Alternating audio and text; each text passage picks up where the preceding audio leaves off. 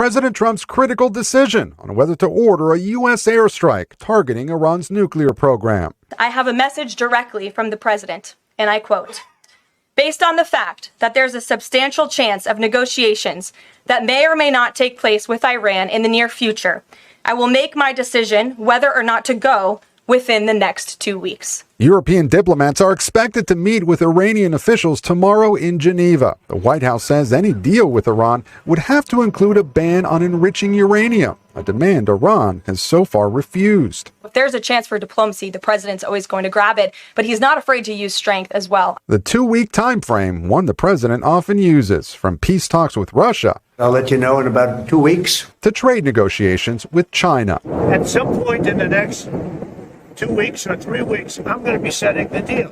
Now he's stressing why he's considering a U.S. airstrike on Iran's underground Fordo nuclear facility. The U.S. is the only country with the bunker-busting bombs that could destroy it. Iran can't have a nuclear weapon.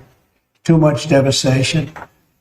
And they'd use it. I believe they'd use it. Others won't use it, but I believe they'd use it. The president is increasingly relying on a small group of advisors for critical input, according to 2 defense officials and a senior administration official.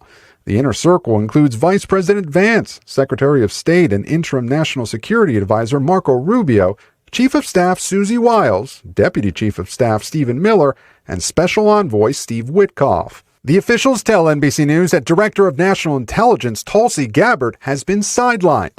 In March, Gabbard testified the intelligence community did not believe Iran's supreme leader had authorized a nuclear weapons program. The IC continues to assess that Iran is not building a nuclear weapon, earning this rare public rebuke. I don't care what she said. I think they were very close to it.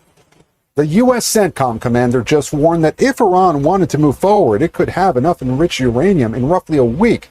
Experts say it could then take more than a year to build a nuclear weapon.